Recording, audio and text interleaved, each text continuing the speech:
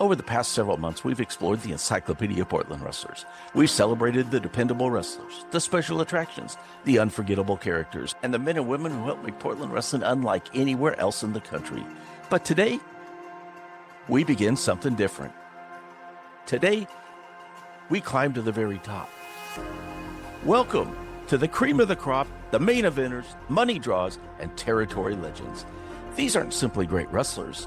These are the wrestlers who filled the Portland Sports Arena, who packed Memorial Coliseum, who sold the tickets, who became the faces of an entire territory.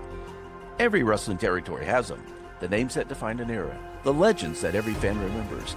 And there is no better place to begin than with the team that, more than any other, helped define Portland wrestling, Tony Borne and Lonnie Mayne.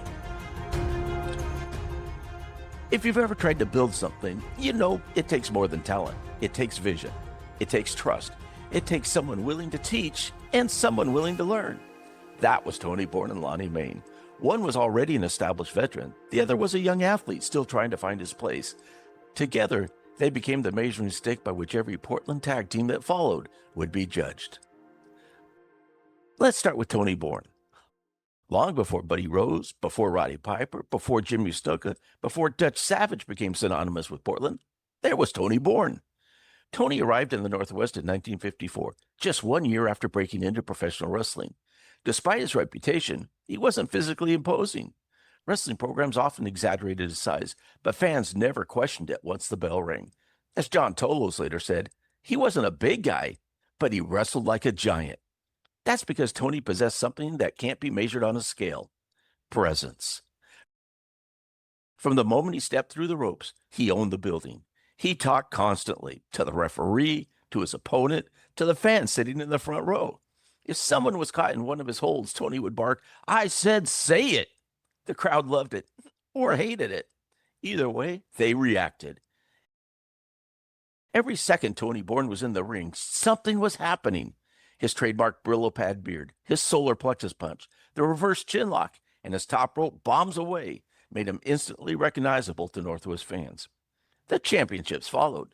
9 Northwest Heavyweight Championships, 19 Northwest Tag Team Championships, a remarkable career that stretched across decades. But statistics don't make legends. Impact does. One of wrestling's greatest compliments came from fellow wrestlers, not because of championships, not because of money, but because they respected your craft. Tony earned that respect everywhere he went, even in Mexico, where early in his career he drew enormous crowds in headline matches, proving his appeal reached far beyond the Pacific Northwest. By the mid-1960s, Tony Borne had nothing left to prove. He could have simply continued doing what he did best, winning championships, selling tickets, and building his own legacy. Instead, he did something even more important. He looked across the dressing room and saw something in a young wrestler that almost no one else saw. His name was Lonnie Mayne.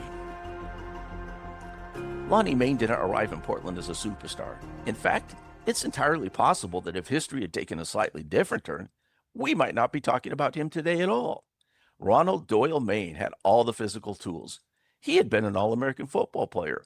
Professional football opportunities with the Chicago Bears and San Diego Chargers had been discussed.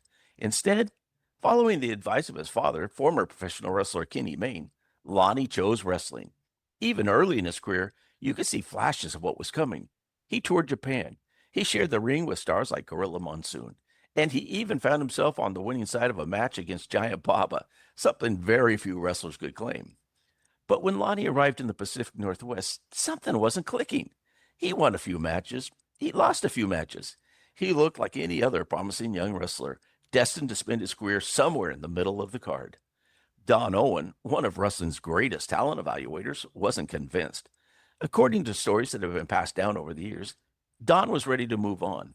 But one man wasn't: Tony Borne. There are stories that Lonnie's father had asked Tony to keep an eye on his son. Years later, Tony joked he didn't know what a job that would be.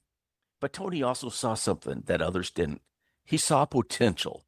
So Tony went to Don Owen with a simple idea: put the kid with me. Sometimes the biggest moments in wrestling history aren't championship matches. They're decisions made quietly in an office, because Don Owen listened, and Portland wrestling was never the same. Tony Borne and Lonnie Mayne became a team. Within weeks, they won their first Northwest Tag Team Championship. It was only the beginning. Over the next several years, they would capture the Northwest Tag Team Championships an incredible 11 times. But championships alone don't explain why they became legends. It was who they beat. Pat Patterson, Ray Stevens, Pepper Gomez, Stan Stasiak, Bearcat Wright. These weren't just good wrestlers. These were some of the biggest names in professional wrestling. And Tony Borne and Lonnie Mayne stood toe-to-toe with every one of them. They defeated reigning World Tag Team Champions Pedro Morales and Pepper Gomez in a non-title match, and then later captured that World Tag Team Championship themselves, even if that title change wasn't recognized everywhere. By now, Portland fans believed the young prospect had become a star. But wrestling has always been built on conflict. Partners become rivals, friends become enemies, and in Portland, there may never have been a more compelling breakup than Tony Borne and Lonnie Mayne. The student was finally ready to challenge the teacher. Every great partnership eventually reaches a crossroads. For Tony Borne and Lonnie Mayne, that moment came in 1968. For months, Tony had been pushing Lonnie, bullying him, talking down to him, almost daring the young wrestler to stand up for himself. Then everything changed. After losing the World Tag Team Championship, the partnership finally exploded. Fans expected Lonnie Mayne to become the hero. After all, he had been the one taking Tony's abuse. Instead, Portland wrestling gave fans something they never saw coming. Tony Borne became the babyface. Lonnie Mayne stayed the villain. It was a gamble, and a big one. And it worked. Their first matches against each other didn't just fill the Portland sports arena. They moved to the Memorial Coliseum. 7,000, sometimes 8,000 fans came to watch these two former partners settle their differences. Think about that for a moment. A tag team became a great success. That simply putting them on opposite sides of the ring drew some of the largest crowds Portland had ever seen. That doesn't happen very often. Not in wrestling. Not anywhere. Eventually, time has a way of healing old wounds. Tony and Lonnie reunited. They won more championships. They battled new rivals like the Von Steigers, the Royal Kangaroos, Roger Kirby, Beauregard, the Claw, and so many others. Whether they were fan favorites or the villains everyone loved to hate, they remained one of the defining acts in Pacific Northwest wrestling for years. But championships aren't why they are remembered. They're remembered because they connected. Tony Borne understood psychology. He knew how to work a crowd. Lonnie Mayne had something different: charisma. When Lonnie returned to Portland after wrestling around the country, it felt like an old friend coming home. He hugged everyone: the announcer, the referee, his tag partner, sometimes even his opponent. Fans couldn't help but smile. He had that kind of personality. Sadly, that story ended far too soon. In August of 1978, Lonnie Mayne was killed in an automobile accident. He was only 33 years old.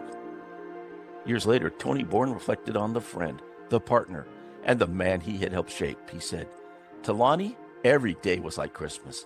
His eyes would sparkle like a little boy. There is not one person I ever met who could begin to compare to Lonnie. When Lonnie passed away, a big chapter of my life came to an end." That might be the greatest compliment one wrestler could ever pay another.